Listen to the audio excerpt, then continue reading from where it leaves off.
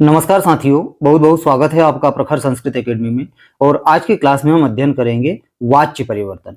वाच्य परिवर्तन किसे कहते हैं, वाच्य की परिभाषा क्या है, हम उदाहरणों के माध्यम से समझेंगे, परिभाषा के माध्यम से हम समझेंगे। इसके लगभग 2 या 3 भाग में हम उदाहरणों के माध्यम से हम समझेंगे कि कर्तृवाच्य से कर्मवाच्य किस प्रकार से बनाए जाते हैं, कर्मवाच्य से कर्तृवाच्य किस प्रकार बनाए जाते हैं और कर्तृवाच्य से भाववाच्य किस प्रकार से बनाए जाते हैं। आइए शुरू करते हैं आज की क्लास। बहुत बहुत स्वागत है आपका। सबसे पहले हम समझते हैं वाच्य। वाच्य के सही ज्ञान के बिना भाषा के आकार को नहीं जाना जाता है।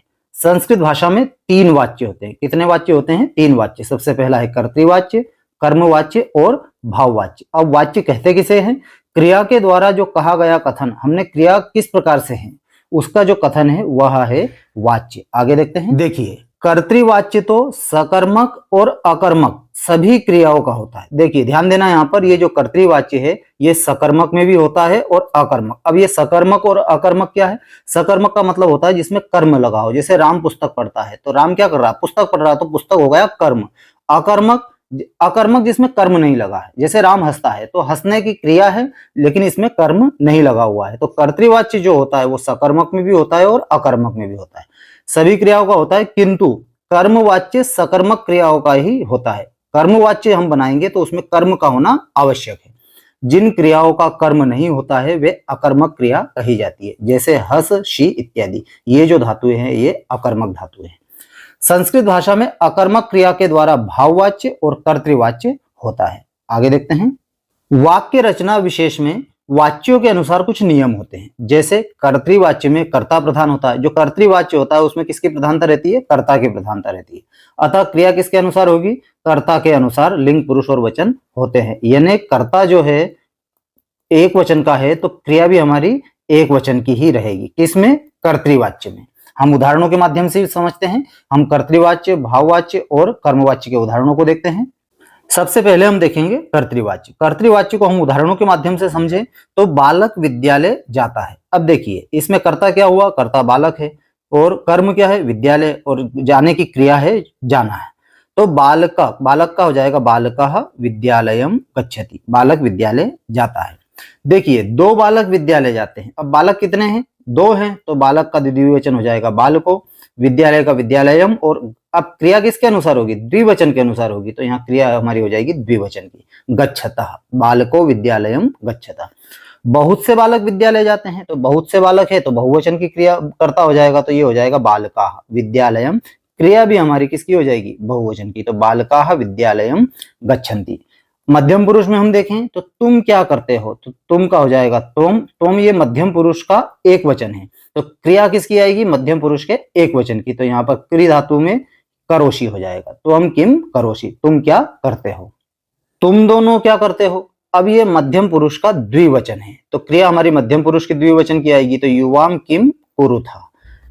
तुम सब क्या करते हो? तो तुम सब मध्यम पुरुष का बहुवचन है तो क्रिया हमारी मध्यम पुरुष के बहुवचन की आएगी। तो यूयम किम कुरुथा। अब यहाँ थोड़ा सा ध्यान देने वाली बात यह है कि ये कुरुथा में विसर्ग लगा हुआ है और यहाँ पर विसर्ग नहीं है। मतलब मध्यम पुरुष के द्विवचन में विसर्ग आता है और बहुवचन में विसर्ग नहीं आता है।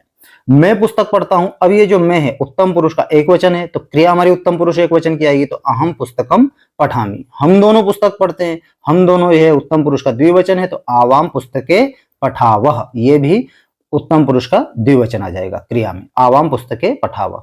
हम सब पुस्तकें पढ़ते हैं तो हम सब हो जाएगा बहुवचन का, तो वयम। पुस्तकें बहुत सारी है तो यहाँ पर हो जाएगा पुस्तकानि। और पठामा, यहाँ पर क्या हो जाएगा? पठामा। वयम पुस्तकानि पठामा, हम सब पुस्तक पढ़ते हैं।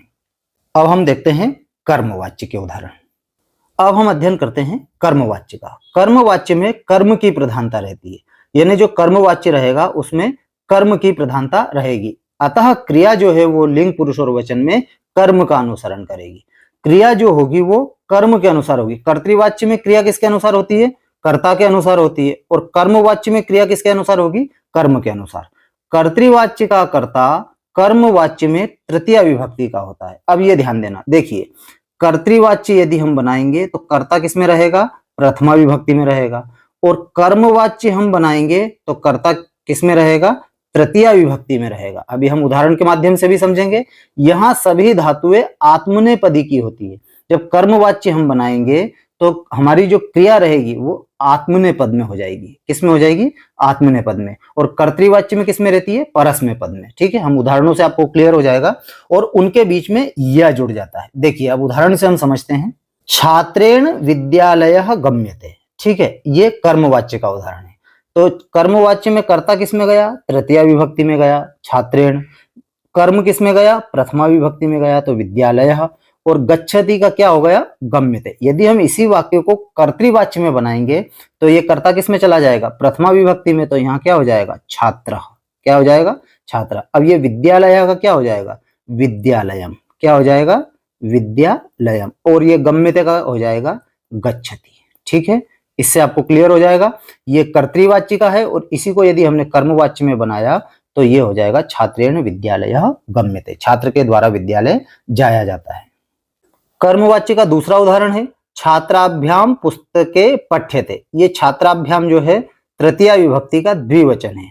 दो छात्रों के द्वारा पुस्तके, दो पुस्तकें, और पठ्यते यानी पढ़ी जाती है। अब देखिए यहां पर ये जो रूप चलते हैं पठ्यते, पठ्यते, है ना, ये देखना पठ्यते और पठ्यन्ते। इस प्रकार से आत्मनेपद में पठ धातु के रूप चलेंगे। पठ्यते एक वचन, पठ्यते द्विवचन और पठ्यन्ते बहुवचन। तो अब कर्म के अनुसार हमको बनाना है तो पुस्तकें, दो पुस्तकें हैं तो यहाँ द्विवचन की क्रिया आई, तो ये क्या आया है? पठ्यते। अस्माभि पद्यानि पठ्यन्ते। अब अस्माभि जो है ये बहुवचन का है, तो ये हो गया हमारे द्वारा। अस्माभि पद्यानि, पद्यानि यानी बहुत सारे श्लोक या पद्य, पठ्यन्ते यानी पढ़े जाते हैं। तो ये जो पद्यानि है कर्मवाच्य में ये बहुवचन का है, तो यहाँ पर क्या आ गया? पठ्यन्ते। क्रिया भी हमारी बहुवचन की आ गई। ये कर्मवाच्य में क्रिया किसके अनुसार रहेगी? कर्म के अनुसार। और कर्तृवाच्य में क्रिया किसके अनुसार रहेगी? कर्ता के अनुसार। अब हम देखते हैं भाववाच्य के कुछ उदाहरण। अब हम भाववाच्य को उदाहरणों के माध्यम से समझते हैं। यहाँ क्रिया केवल भाव को सूचित करती है, अतः क्रिया सदैव केवल प्रथम पुरुष एक वचन में ही प्रयुक्त की जाती है। अब देखो यहाँ पर यह ध्यान रखना कि भाववाच्य यदि हम बनाएंगे तो वहां पर जो क्रिया रहेगी, क्रिया है ना, वो प्रथम पुरुष और एक वचन में ही रहेगी। चाहे कर्ता एक वचन का हो, द्विवचन का हो या बहुवचन का हो, लेकिन क्रिया हमारी प्रथम पुरुष एक वचन में ही हमको रखना है। इसमें भाववाच्य में। अभी देखो हम उदाहरण से क्लियर हो जाएगा सब। उदाहरण से जब हम करेंगे वहां क्रिया कर्ता के लिंग पुरुष वचनों का अनुसरण नहीं करती है। भाववाच्य में भी कर्ता तृतीया विभक्ति में भी होता है। देखिए ये भी ध्यान रखना, जब भाववाच्य हम बनाएंगे तो वहां भी कर्ता किस में रहेगा? तृतीया विभक्ति में रहेगा। और क्रिया भाव के अनुसार होती है। अब देख उदाहरण जैसे तेन, ये तृतीया विभक्ति का है। तेन जायते, तेन हस्यते या तेन सुप्यते, ये सेम है। तया जायते, अनेन हस्यते, अनया सुप्यते, ये जैसे भी है, ये सब ऊपर जो तृतीया विभक्ति के हैं। और ये जायते, हस्यते, सुप्यते ये क्रिया है। देखिए अब इसको थोड़ा सा हम संक्षिप्त रूप से समझ लेते हैं ताकि अब क्लियर रहेगा। कर्तृवाच्य, कर्मवाच्य और भाववाच्य।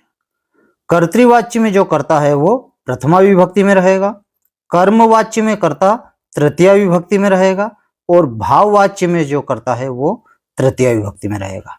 अब कर्तृवाच्य में जो क्रिया है वो कर्ता के अनुसार रहेगी, कर्मवाच्य में जो क्रिया है वो कर्म के अनुसार रहेगी, और जो भाववाच्य में जो क्रिया है वो प्रथम पुरुष एक वचन में रहेगी।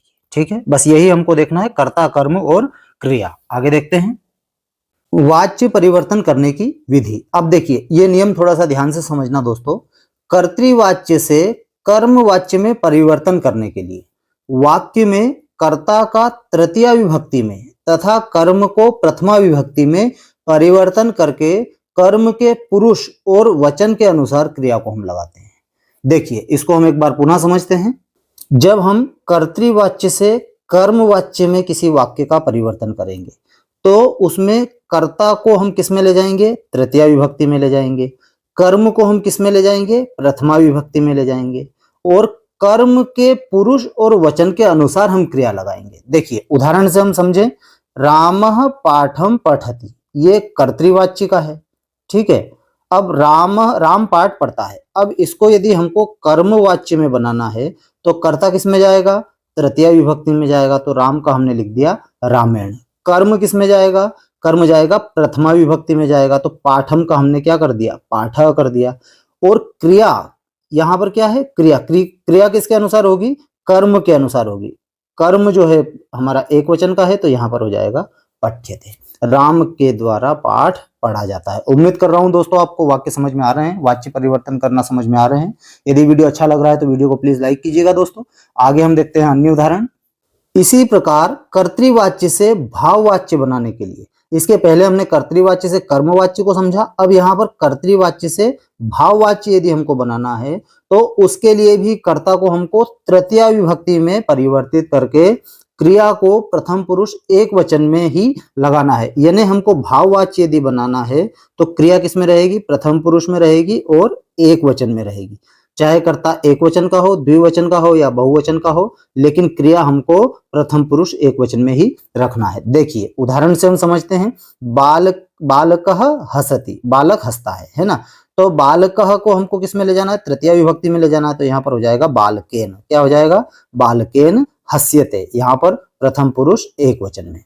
वयम हसामा, अब वयम जो है ये बहुवचन का है, कर्ता किसका है? बहुवचन का है, तो वयम का तृतीया हो जाएगा अस्माभि। लेकिन क्रिया हसामा जो बहुवचन की है वो बहुवचन में नहीं जाएगी, वो जाएगी प्रथम पुरुष एक वचन में। तो यहाँ पर हो जाएगा हस्यते, अस्माभिः हस्यते। कर्मवाच्य एवं भाववाच्य में सभी प्रकार की क्रियाओं का प्रयोग होता है, चाहे परस्मैपदी हो या आत्मनेपदी हो।